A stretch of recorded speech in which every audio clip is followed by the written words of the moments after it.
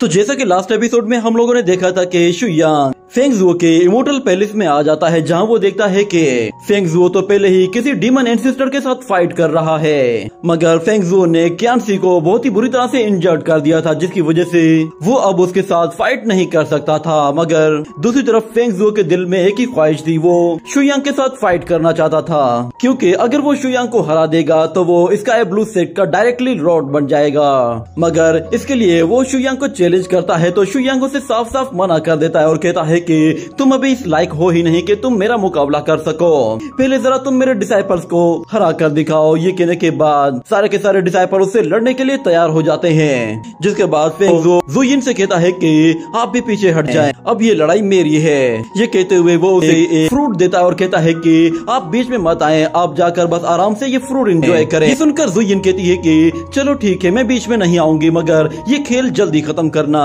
मैं चाहती हूँ कि हम दोनों दोबारा से कुछ फ्रूट्स तोड़ने के लिए एक साथ जाएं। ये कहने की ही देर थी कि अचानक से लिन फेंग उस पर आकर एक जोर से स्पीयर से वार करता है, मगर फेंग जुओ के चारों तरफ एक पावरफुल बैरियर होता है जो कि उस अटैक को बहुत ही आसानी से रोक लेता है और उसे भी वापस पीछे धकेल देता है। मगर फिर गाओलिन उसे आकर पकड़ती है और दोबारा से फेंग जुओ की तरफ थ्रो करती है और साथ में अपने बटरफ्लाइज को भी उसकी तरफ रिलीज करती है। मगर हम देखते हैं कि फेंग जुओ अपने ओरा के जरिए ही उस अटैक को भी डिस्ट्रॉय कर देता है और लिन फेंग को भी उठाकर दूर फेंक देता है। जिसके बाद हम देखते हैं कि गाओलिन और लिंगशु दोनों ही उसकी तरफ हमला करने के लिए जाते हैं और जाते साथ ही लिंगशु अपनी स्वॉर्ड फॉर्मेशन का इस्तेमाल करती है, जिससे वो मल्टी स्वॉर्ड टेक्निक को यूज करती है, मगर वो स्वॉर्ड भी उस शील्ड को नहीं तोड़ पाती। जिसके बाद फेंग जुओ अपनी एनर्जी के जरिए वापस से उन दोनों को भी पीछे धकेल देता है और फिर उन लोगों से कहता है कि क्या टियानलान सेट के लोगों में बस इतनी ही एबिलिटी है।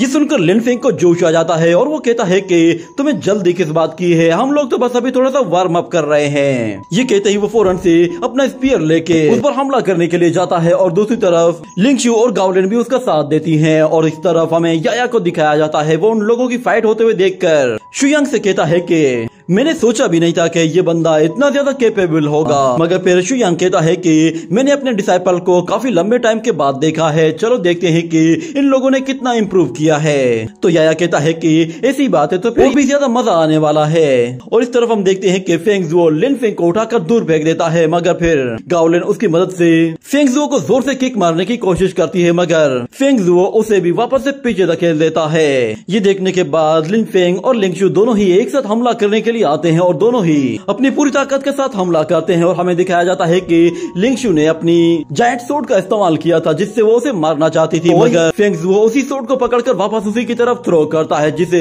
लिंगशु बहुत ही आसानी से रोक लेती है। और फिर फेंग जुओ उन लोगों की तारीफ करते हुए कहता है कि सच में तुम्हारी दाद देनी पड़ेगी, तुम लोग कोऑपरेशन में काफी अच्छे हो, मगर फिर भी तुम लोग एक साथ मिलकर भी मेरा मुकाबला नहीं कर सकते। ये कहने की देर थी कि अचानक से लिंगर उसके ऊपर आ जाती है और कहती है कि इतना जल्दी खुश मत हो। ये कहते ही वो उस पर स्पीयर अटैक करती है, तो फेंग जुओ फौरन से पीछे हट जाता है और वो उसके अटैक को डॉज करते हुए उसी के स्पीयर के ऊपर आकर खड़ा हो जाता है, जिस पर वो लड़की भी हैरान हो जाती है। मगर फिर इतने में रेनशु इसकी मदद करने के लिए आती है और उसे वापस पीछे धकेलती है। तो इतने सारे डिसाइपल्स को एक साथ आते हुए देखकर फेंग जुओ फिर से अपनी बॉडी से एक ऑरा रिलीज करता है, जिससे वो उन सबको वापस पीछे हटा देता है। मगर वो सबके सब एक साथ फिर से उस पर हमला करने के लिए तेजी से आगे बढ़ते हैं और सबके सब उसके बेहद करीब पहुंच गए थे, मगर अचानक से फेंग जुओ लाइटनिंग स्पीड से वहां से गायब हो जाता है और उनके ऊपर जाकर उन सब पर एक साथ बहुत ही पावरफुल एनर्जी अटैक कर देता है, जिसकी वजह से वो सब के सब बहुत ही बुरी तरह से इंजर्ड हो जाते हैं। जिसके बाद फेंग जुओ मास्टर शुयांग से कहता है कि तुम्हारे टियानलान सेक्ट के डिसाइपल्स का मेरे साथ कोई मुकाबला नहीं, इनमें से कोई भी ऐसा नहीं है कि जो मेरी बराबरी कर सके। ये सुनकर शुयांग बिल्कुल रिलैक्स होकर बैठा रहता है, जिसे उसे इस बात से कोई फर्क ही ना पड़ा हो। और फिर लिन फेंग गुस्से में आकर दोबारा से हमला करने के लिए जाता है, तो फेंग जुओ अपनी धर्मा बॉडी को एक्टिवेट कर देता है, जिससे वो उन सब लोगों के ऊपर एक पावरफुल ग्रेविटी प्रेशर को एक्टिवेट कर देता है। ये ग्रेविटी प्रेशर सब पर असर कर रहा होता है सिवाय शुयांग के, मगर फिर वो अपनी धर्मा बॉडी को वापस से गायब कर देता है, जिसकी वजह से वो सब लोग फिर से रिलीज हो जाते हैं। और याया कहता है कि इसका विंड ब्रेसलेट तो सच में कमाल का है। इतना कहने के बाद अचानक से लिंगशु हमला करने के लिए आती है, तो फेंग जुओ उससे अपनी जान छुड़ाता है और फिर वहाँ पर एक के बाद एक डिसाइपल आकर उस पर हमला करना शुरू कर देते हैं, जिसकी वजह से फेंग जुओ दोबारा से उन लोगों से अपनी जान छुड़ाने के लिए उन्हें वापस से पीछे धकेलने की कोशिश कर रहा होता है, मगर वो सब लोग भी बिल्कुल मधुमक्खियों की तरह ही उस पर टूट पड़े थे। एक के बाद एक दूसरी डायरेक्शन से कोई ना कोई आकर हमला कर रहा होता है, जिसकी वजह से फेंग ज़ुओ को भी समझ में नहीं आता कि आखिर इनसे कैसे जान छुड़ाई जाए। मगर दूसरी तरफ वो डिसाइपल जैसे जैसे लड़ रहे होते हैं उनकी पावर और भी ज्यादा बढ़ती जा रही होती है। ये देखकर याया कहता है कि मास्टर, फाइट करना तो हमारे लिए सबसे बेस्ट ऑप्शन है खुद को एडवांस करने के लिए। और ये डिसाइपल भी देखते ही देखते खुद को काफी तेजी के साथ ग्रो कर रहे हैं। जिसके बाद सानियान कहती है कि ऐसा लग रहा है कि जैसे एंसेस्टर ने जो डिवाइन पावर हम सब लोगों को दी है शायद वो बहुत जल्द एक्टिवेट होने वाली है। जिसके बाद हम दोबारा से लिंगशु को देखते हैं, वो फिर से सोर्ड सील फॉर्मेशन का इस्तेमाल करती है, जिससे वो मल्टीपल सोर्ड से फेंग ज़ुओ पर हमला करती है, मगर फेंग ज़ुओ उन सारी की सारी सोर्ड्स को हवा में ही रोक लेता है। तो लिंगशु अपनी पावर को और भी ज्यादा बढ़ा देती है, मगर फिर फेंग ज़ुओ से कहता है कि तुम्हारा यह अटैक काफी अच्छा है मगर ये किसी काम नहीं आएगा। ये कहते ही वो उसे वापस से पुश कर देता है, मगर इतने में फिर लिन फेंग आ जाता है। तो फेंग ज़ुओ उसके स्पीयर को एक ही हाथ से रोक लेता है, मगर इतने में लिन फेंग अपना स्पीयर छोड़कर उसे एक पावरफुल पंच दे मारता है, जिसकी वजह से उसके मुंह से खून निकल आता है। ये देखते ही फेंग ज़ुओ गुस्से में आकर उसे उठाकर दूर फेंकता है और फिर उसी का स्पीयर उसी की तरफ थ्रो करता है, जिसकी वजह से लिन फेंग वहाँ से दूर जा गिरता है और गावलिन उसकी मदद करने के लिए फौरन से उसके पीछे चली जाती है। और अब फेंग ज़ुओ ज्यादा ही गुस्से में लग रहा होता है, क्योंकि अब वो डिसाइपल आहिस्ता आहिस्ता उसे अपनी ट्रू पावर शो करते जा रहे थे, मगर वो चाहता था कि वो डायरेक्ट शू यांग के साथ फाइट करे और इसलिए वो सबको एक साथ निपटाने के लिए अपने एंडलेस लोटस को यूज करता है और कहता है कि मैं तुम लोगों के साथ अपना टाइम वेस्ट नहीं करना चाहता। ये कहते ही वो एंडलेस लोटस पावर को जैसे ही एक्टिवेट कर देता है तो हमें दिखाया जाता है कि वहाँ पर एक बहुत बड़ा लोटस आ जाता है, जो कि साइज में पहले वाले के मुकाबले में बहुत ही ज्यादा बड़ा था। इसका ग्रेविटी प्रेशर पहले ग्रेविटी प्रेशर के मुकाबले में बहुत ही ज्यादा होता है। और फेंग ज़ुओ उन लोगों से कहता है कि इस लोटस के सामने तो गॉड्स भी नहीं टिक सकते, तो फिर तुम क्या चीज हो। ये बात सुनते ही याया कहता है कि मास्टर, ये लड़का कुछ ज्यादा ही एरोगेट हो रहा है। मगर फिर दूसरी तरफ वो डिसाइपल उससे कहते हैं कि तुम्हें क्या लगता है कि आज तुम हमें हराओगे, मगर भूलो मत कि हम आज तुम्हें हराने वाले हैं। ये कहने के साथ ही वो लोग भी अपने डिवाइन पावर को एक्टिवेट करना शुरू कर देते हैं, जो कि उन्हें शू यांग ने दी थी।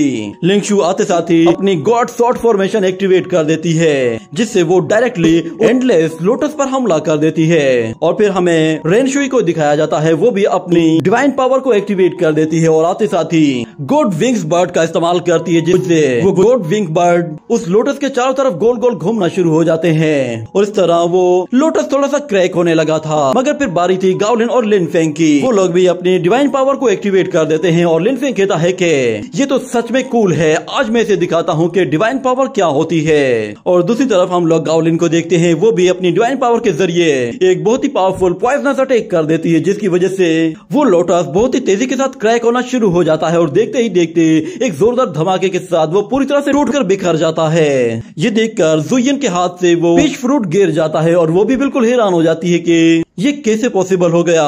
उन सारे डिसाइपल्स ने एक साथ मिलकर फेंग ज़ुओ को काफी इंजर्ड कर दिया था, मगर वो खुद भी काफी हैरान था और कहता है कि तुम्हारे पास गॉड पावर कहाँ से आई, ऐसा कैसे हो सकता है कि तुम लोग गॉड्स पावर को यूज करो। तो फिर एल्डर फेंग उससे कहता है कि हमारे लिए यह कोई बड़ी बात नहीं है, हमारा मास्टर शू यांग है, वो किसी को भी गॉड पावर दे सकता है। ये कहते हुए वो उस पर लाइटनिंग अटैक करता है तो फेंग ज़ुओ पीछे हट जाता है, मगर फिर वो सारे के सारे डिसाइपल एक साथ मिलकर उस पर हमला करना शुरू कर देते हैं। और फिर लिन फेंग कहता है कि ये तो सच में कमाल की पावर है, चलो आज देखते हैं कि ये डिवाइन पावर क्या कुछ कर सकती है। ये कहने के बाद वो अपना स्मोक गन स्पीयर अटैक करने वाला होता है और हमें दिखाया जाता है कि जैसे ही वो आगे बढ़ता है तो अचानक से जमीन क्रैक होना शुरू हो जाती है और एक जोरदार धमाका होता है, जिसकी वजह से लिन फेंग वहीं गिर जाता है और अपने पीछे पलटकर कहता है कि किसकी इतनी हिम्मत के जो हमारे खिलाफ कोई प्लान बना रहा है। मगर वो देखता है कि वहाँ से तो कॉमेट बाहर निकल आया है, जिस पर वो भी हैरान हो जाता है और उससे कहता है कि तुम लोग यहाँ पे क्या कर रहे हो। इतने में मिस चूचू भी बाहर निकल आती है और कहती है कि फाइनली हम लोग आजाद हैं। और फिर वहाँ पर वो ट्विन ब्रदर एंड सिस्टर्स भी आ जाते हैं और वो कहते हैं कि यहाँ पे ये क्या चल रहा है, इतने ज्यादा लोग क्यों हैं यहाँ पे। चलो यहाँ पे बैठकर देखते हैं कि कौन जीतता है। और फिर हम देखते हैं कि एल्डर फेंग और एल्डर शियन दोनों ही एक साथ मिलकर उसके साथ फाइट करना शुरू करते हैं। मगर फिर उनके बाद वहाँ पर फिर टियानलान सेक के डिसाइपल्स भी एक के बाद एक हमला करने के लिए आ रहे होते हैं। फेंग ज़ुओ उन लोगों के बीच में फंस गया होता है, जिसकी वजह से अब उसका वहाँ से निकल पाना बहुत ज्यादा मुश्किल हो गया था, क्योंकि इतने लंबे टाइम के बाद टियानलान सेक के डिसाइपल्स को कोई टक्कर का वॉरियर मिला था जिस पर वो लोग अपनी पूरी पावर को यूज करके देखना चाहते थे। मगर ज़ुयिन कहती है कि अगर ऐसा ही चलता रहा तो फेंग ज़ुओ हार जाएगा। ये कहने के बाद अचानक वो याद करती है कि जब उसके पास्ट में वो लोग फोर्थ रियलम में थे तो उस वक्त हर जगह पावर ऑफ करप्शन मौजूद थी। हर जगह लोग भाग रहे होते हैं और अपनी जान बचा रहे होते हैं, और वहीं पे ही 3 लोग ऐसे होते हैं जो कि उन लोगों को बचाने के लिए वहाँ पर एक पोर्टल क्रिएट करते हैं ताकि वो सारे के सारे डिसाइपल वहाँ से निकलकर एक और मेरिडियन रियलम में चले जाएं। वो उन सभी डिसाइपल से कहते हैं कि तुम सब लोग 5th मेरिडियन रियलम में चले जाओ, वहाँ पे तुम लोग सेफ रहोगे। तो वो डिसाइपल तेजी से उस पोर्टल के जरिए वहाँ से जाने की कोशिश करते हैं, मगर दूसरी तरफ फेंग ज़ुओ, ज़ुयिन और यूलाओ एक साथ मिलकर उस करप्ट एनर्जी को रोकने की कोशिश कर रहे होते हैं। और यूलाओ कहता है कि जल्दी से इसे होल्ड करने की कोशिश करो, क्योंकि 5th मेरिडियन का रास्ता अभी तक पूरी तरह से खुला नहीं है। अगर वो करप्ट एनर्जी यहाँ तक पहुँच गई तो यहाँ पे फिर कोई भी नहीं बच पाएगा। ये कहने के बाद वो उस एनर्जी के जरिए उस करप्ट एनर्जी को रोकने की कोशिश करते हैं, मगर फेंग ज़ुओ थोड़ा सा हर्ट होता है, मगर वो कहता है कि मैं बिल्कुल ठीक हूँ। मगर ज़ुयिन को पता था कि वो इंजर्ड हो चुका है। ये देखते ही वो फौरन से उस करप्ट एनर्जी से अकेले ही लड़ने के लिए चली जाती है, जिस पर सब लोग उसे रोकने की कोशिश करते हैं, मगर वो किसी की बात नहीं मानती और जाते हुए फेंग ज़ुओ से कहती है कि मैं चाहती हूँ कि तुम अच्छी जिंदगी गुजारो। ये कहते ही वो उस करप्ट एनर्जी पर एक पावरफुल एनर्जी अटैक करती है, और फिर देखते ही देखते वो उसी एनर्जी के अंदर चली जाती है। मगर फिर उसके पीछे पीछे फेंग ज़ुओ भी चला जाता है।